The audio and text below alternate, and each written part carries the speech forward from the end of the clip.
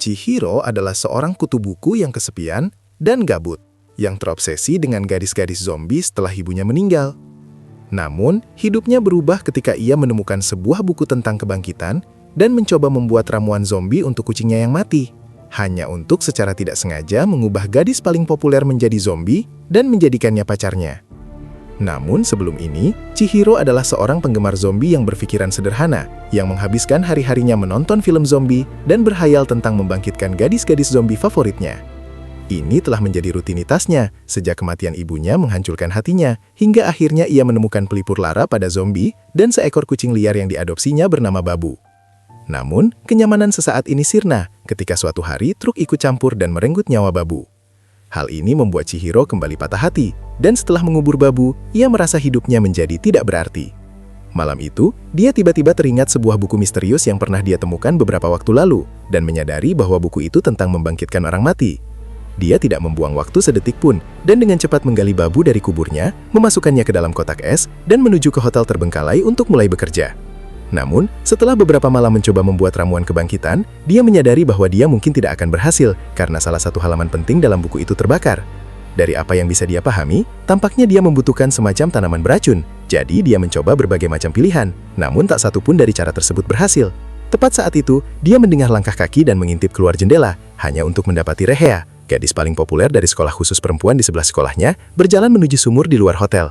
Dia berlutut dan mulai berteriak ke dalamnya, mengatakan bahwa dia lelah memainkan peran sebagai anak perempuan yang cantik dan hanya ingin menikmati kehidupan normal dengan kebebasan. Chihiro membuka sebotol soda dan bersiap menikmati pertunjukan. Tetapi kemudian Reha berteriak bahwa dia tidak akan lagi berpose untuk sesi foto aneh ayahnya. Ternyata, sejak kecil, ayahnya yang sakit jiwa dan telah menyuruhnya berpose untuk foto tanpa mengenakan pakaian.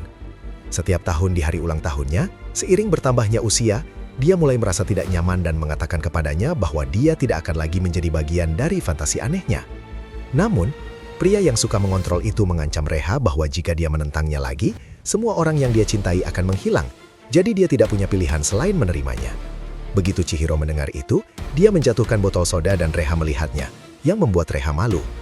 Beberapa saat kemudian, keduanya duduk dengan canggung di lobi hotel ketika Reha tiba-tiba menoleh ke Chihiro dan memohon padanya untuk tidak menceritakan kepada siapapun tentang apa yang didengarnya hari ini.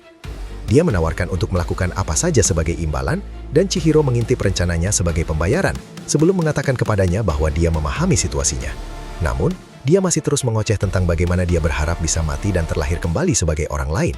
Saat itu, dia menoleh ke Chihiro dan bertanya-tanya apakah dia juga datang ke sini untuk berteriak ke dalam sumur, hanya untuk kemudian mengetahui tentang rencana kebangkitan Babu miliknya, yang membuatnya terpesona. Dia mengatakan kepada Reha bahwa dia tahu apa yang dia lakukan itu egois, karena jika dan ketika Babu hidup kembali dia mungkin tidak akan menjadi dirinya sendiri lagi. Namun, dia mengatakan bahwa itu bukanlah sikap egois, karena dia percaya Babu juga ingin bertemu dengannya. Saat itu, Chihiro menyeringai dan teringat bagaimana dia pernah berkata akan melakukan apapun untuknya, lalu menyuruhnya menjadi kelinci percobaan dan berubah menjadi zombie demi Babu. Dia segera menarik kembali ucapannya, menyebutnya sebagai lelucon, dan menyebutkan bahwa obsesinya terhadap zombie terus terlihat karena dia tidak tertarik pada perempuan sungguhan. Rhea bertanya apakah dia akan bertanggung jawab atas dirinya jika suatu saat dia menjadi zombie. Namun Chihiro menjadi ragu-ragu, membuat wanita itu tersenyum dan menyuruhnya untuk memikirkannya dulu sebelum pergi. Malam berikutnya, Rhea kembali ke hotel dan menonton film zombie, sementara Chihiro mengerjakan resep berikutnya untuk ramuan kebangkitan. Ketika dia meminta bantuannya, Rhea bertanya mengapa ramuannya belum juga siap, dan kemudian mengetahui tentang buku yang terbakar itu. Dia juga menjelaskan bahwa dia telah mencoba menggunakan berbagai tanaman beracun yang terlintas di pikirannya, tetapi sayangnya belum ada yang berhasil. Tepat saat itu, Rhea teringat sesuatu dan segera berlari pergi, hanya untuk tersandung dan memperlihatkan kue buatannya kepada Chihiro. Namun, dia berpura-pura tidak melihat, membuat wanita itu menghela napas lega. Setelah beberapa jam berlalu, Chihiro mulai khawatir kemana dia pergi dan melihat keluar jendela, hanya untuk mendapati dirinya mencoba memanjat tebing. Karena mengira wanita itu sudah kehilangan akal sehatnya, dia dengan cepat menangkap tangannya sebelum wanita itu jatuh dan menyuruhnya berhenti bersikap seperti Merisu. Setelah keduanya tenang, Chihiro memintanya untuk lebih berhati-hati, namun Reha mengatakan bahwa tidak masalah jika dia meninggal karena dia bisa menghidupkannya kembali. Menanggapi hal itu, Chihiro mengatakan bahwa dia belum berhasil menghidupkan kembali Babu, tetapi tiba-tiba dia menjadi serius dan memintanya untuk berjanji akan menghidupkannya kembali jika dia meninggal. Chihiro tetap diam, dan setelah mereka tenang, dia bertanya mengapa dia mempertaruhkan nyawanya. Rhea menjelaskan bahwa dia ingin memetik beberapa bunga hydrangea dari gunung, karena dia tahu daun tanaman ini cukup beracun untuk mengirim seorang pria dewasa ke alam baka. Chihiro bertanya bagaimana mungkin mereka menjadi bahan rahasia dalam resep tersebut padahal mereka dapat ditemukan di mana-mana. Namun, Rhea mengatakan bahwa ayahnya melarang keras dia menyentuh benda-benda itu ketika dia secara tidak sengaja mengambilnya dari kebunnya dan membujuk ayahnya untuk menggunakannya. Setelah menambahkan tanaman itu ke dalam resepnya, ia malah mendapatkan minuman radioaktif yang kemudian ia berikan kepada Rhea sementara ia mengambil babu dari dalam lemari es.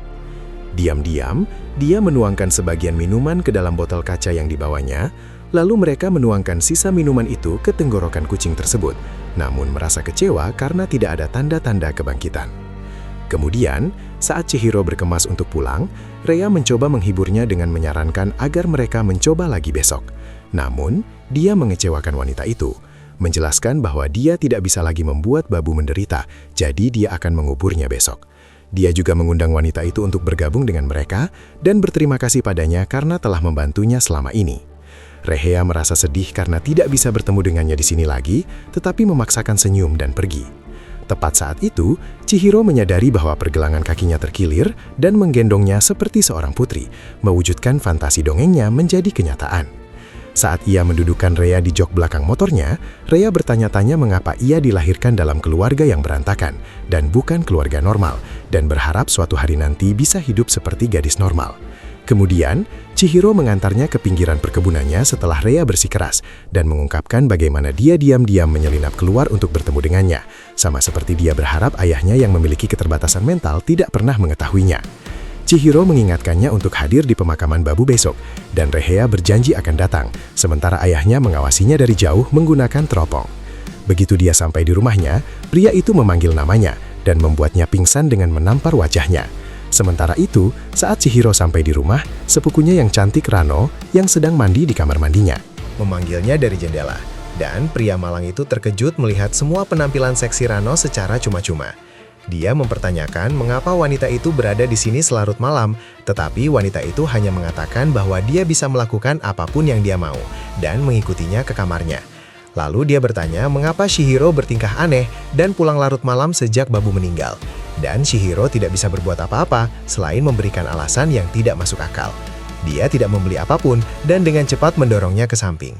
Ia memegang kotak esnya dan bertanya-tanya apakah hobinya yang berhubungan dengan zombie lah yang membuat otaknya bertingkah aneh akhir-akhir ini.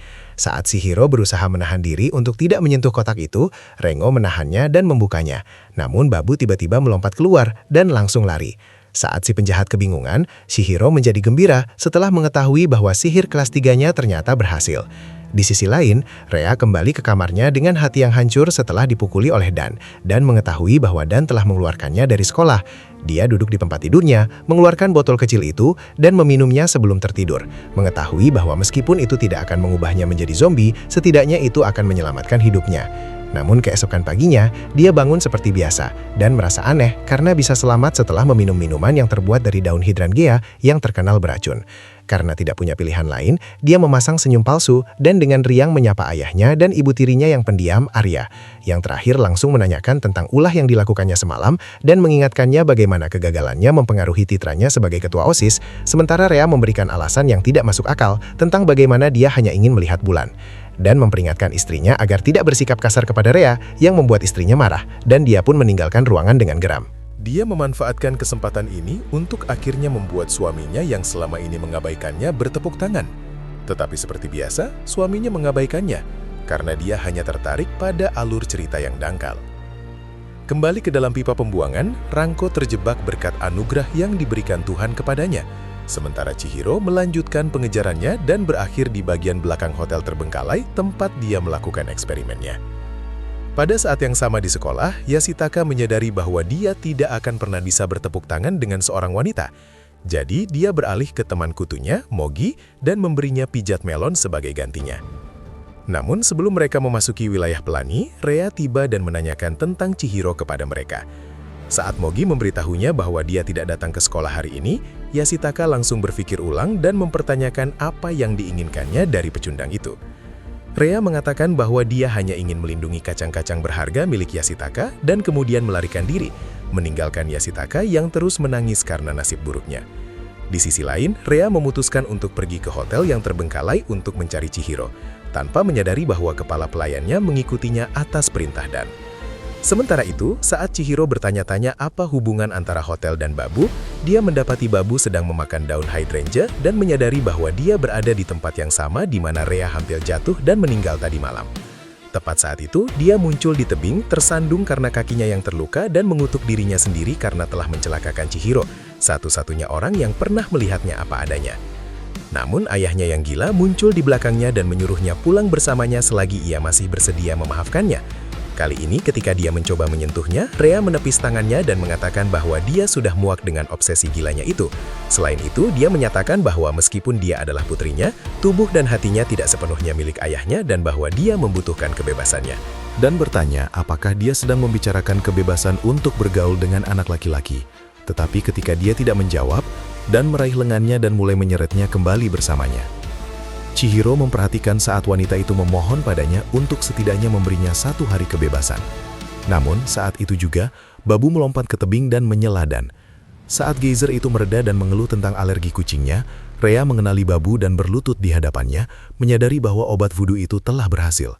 Hal ini justru semakin membuat Dan marah, dan dia mengeluarkan ikat pinggangnya untuk mencambuk Babu agar menjauh dari Rhea. Namun, Rhea melindungi kucing itu dan saat melakukannya, ia terpeleset jatuh dari tebing. Saat terjatuh hingga tewas, ia menabrak tunggul pohon yang merobek isi perutnya sebelum kehabisan darah di ladang bunga hydrangea, sementara Dan menyadari apa yang telah ia lakukan dan kehilangan keinginan untuk hidup. Hujan deras turun mengguyur dan Chihiro menatap kondisinya yang babak belur dengan sangat terkejut. Dia memintanya untuk mengatakan sesuatu, dan teringat bagaimana dia pernah mengatakan kepadanya untuk menghidupkannya kembali jika dia meninggal, yang justru membuat perasaannya semakin buruk. Saat dia berbalik untuk menyingkirkan mayatnya dari pandangannya, Rhea memanggilnya, dan dia berbalik lagi untuk melihat Rhea berdiri dengan isi perutnya terburai. Dia berjalan menghampirinya dan menyuruhnya untuk bertanggung jawab seperti yang telah dijanjikan, sebelum kemudian pingsan di pelukannya. Di sisi lain, Chihiro menyadari matanya telah memerah dan menyadari bahwa dia sebenarnya telah berubah menjadi gadis impiannya. Di sisi lain, saat Dan diliputi kesedihan karena kehilangan putrinya sendiri, kepala pelayannya menuju Rhea dan berkata bahwa Tuhan telah mengasihani mereka. Ketika Dan akhirnya mendongak, dia terkejut melihatnya berjalan menjauh darinya seolah-olah tidak terjadi apa-apa, dan dia meraih lengannya menyarankan agar mereka pergi ke rumah sakit. Namun tepat saat dia menyadarinya, wanita itu sudah dingin dan tidak berdenyut. Rhea menetis tangannya dan mengatakan bahwa dia bukan lagi putri yang dulu dikenalnya. Malam itu, Dan mengunci diri di kamar mandi dan mengelilingi dirinya dengan foto-foto Rhea sambil tenggelam dalam depresi. Sementara itu, saat para pelayan di rumah mulai membocorkan gosip tentang kawin lari Rhea dengan Chihiro, Arya menyela mereka dan menanyakan apa yang sedang mereka bicarakan. Para pelayan mengungkapkan bahwa ketika Dan pulang, dia terus bergumam bahwa Rhea meninggalkannya dan mengunci diri di kamar mandi. Hal ini semakin membuat Arya kesal dan dia pun pergi ke tempat pria itu berada setelah sedikit memarahi para pelayan. Di sisi lain, Arya menerobos masuk ke kamar mandi dan menanyai Tan tentang kejadian dengan Rhea, yang hanya terus bergumam bahwa Rhea meninggalkannya untuk seorang pria bodoh yang tidak punya uang. Arya keluar dengan marah, mengatakan bahwa ulahnya itu akan merusak reputasinya di sekolah. Tetapi pelayannya ikut campur, menjelaskan bahwa itu adalah seorang pria bernama Chihiro yang membawanya pergi. Hal ini membangkitkan semangat baru bagi Dan, dan dia dengan cepat berdiri di bak mandi, menyalahkan Chihiro karena telah memanipulasi putrinya yang tidak bersalah dan bersumpah akan membuatnya membayar atas perbuatannya. Sementara itu, Arya menatap potongan daging yang selalu ia rindukan setiap malam, dan bertanya-tanya kapan gilirannya akan tiba. Pada saat yang sama, Rhea menjahit lukanya menggunakan jarum jahit, membuat Chihiro bertanya-tanya bagaimana dia bisa melakukannya. Dia menjelaskan bahwa itu karena kelas menjahit wajib yang pernah diikutinya di sekolah dulu, dan tersenyum karena dia tidak bisa merasakan sakit lagi. Tepat saat itu, Chihiro meraih bahunya dan bertanya bagaimana dia bisa bersikap begitu riang gembira padahal dia sudah mati, dan bertanya-tanya apakah dia bahkan memahami betapa seriusnya situasi tersebut. Rhea menarik diri dan tersipu, mengatakan bahwa dia hanya gugup karena ini pertama kalinya dia berada di kamar laki-laki, yang membuat Chihiro bertanya-tanya apakah dia juga terbentur kepalanya saat jatuh. Beberapa saat kemudian, saat Rhea melihat keluar jendela, Chihiro bertanya-tanya apakah dia berencana untuk menumpang hidup mulai sekarang dan melirik harta miliknya sebagai imbalan. Saat itu, Rhea mengejutkannya dengan menyebutkan bahwa Babu sedang duduk di atas pohon, dan Chihiro terkejut melihat matanya kembali normal. Rhea menyebutkan betapa senangnya Babu duduk di sana, dan Chihiro bertanya apakah dia bisa memahami suara meong Babu, yang dijawab Rhea bahwa dia bisa. Dia percaya itu karena mereka berdua adalah zombie, Tetapi dia tidak mengerti mengapa Babu bertindak sangat aneh ketika pertama kali berubah wujud, sementara Reyat bertindak seperti dirinya yang biasa. Rea menyadari tatapannya dan bertanya apakah dia akan lebih menyukainya jika dia bertingkah seperti pacar-pacarnya yang ia bayangkan dari film-film zombie. Tetapi dia tersipu dan mengatakan bahwa dia cantik apa adanya. Kemudian, dia mengingatkan pria itu untuk bertanggung jawab atas kesejahteraannya mulai sekarang, yang membuat pria itu mempertanyakan apa sebenarnya maksudnya. Meskipun Chihiro mengharapkan Reha mengatakan sesuatu seperti mereka harus berpacaran dan menikah, Reha mengatakan dia ingin mereka menonton film dan mengunjungi taman hiburan bersama karena dia tidak bisa melakukan hal-hal ini ketika dia masih hidup. Saat dia tersenyum dan meminta bantuannya untuk hidup seperti gadis normal, Chihiro menjadi sangat gugup dan pipinya memerah. Tepat saat itu, Rea tiba-tiba merasa ingin menciumnya dan memegang bahunya, mendekatkan wajahnya ke Chihiro. Namun tepat sebelum rencana mereka akhirnya terwujud, suara keras Langko memanggil Chihiro dari luar dan dia terpaksa menghiburnya.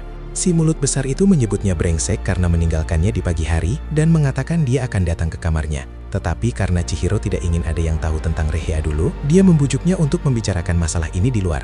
Sebelum pergi, dia meminta Rea untuk tetap berada di kamarnya. Dan setelah dia pergi, Rea tidak percaya bahwa dia akan mencium Chihiro jika Rano tidak muncul. Sementara itu, saat Chihiro membawa Ranko ke tepi sungai, dia menggunakan gerakan gulat profesionalnya pada Ranko sampai Ranko meminta maaf karena mengabaikannya. Kemudian dia menjadi tenang dan menyarankan agar Chihiro setelah memiliki ponsel. Tetapi Chihiro mengatakan bahwa dia adalah seorang boomerang core, jadi dia tidak membutuhkannya. Tepat saat itu, Yasutaka dan Mogi juga muncul. Dan si pecundang yang terobsesi dengan cewek itu berlari menghampiri Chihiro dan memohon padanya untuk mengenalkannya pada Rea. Dia bahkan menyebutnya dewa karena berhasil mendapatkan gadis secantik itu. Namun Chihiro berpendapat bahwa dia hanya menyukai gadis rumbi, yang membuatnya menyadari betapa sempurnanya situasinya saat ini. Karena seorang gadis secantik Rea kini menjadi zombie dan dia sedang berada di kamarnya. Saat pipinya memerah dan mulai menyeringai, Ranko merasa curiga dan bertanya, apa sebenarnya yang terjadi padanya? Tetapi dia mengatakan tidak ada apa-apa.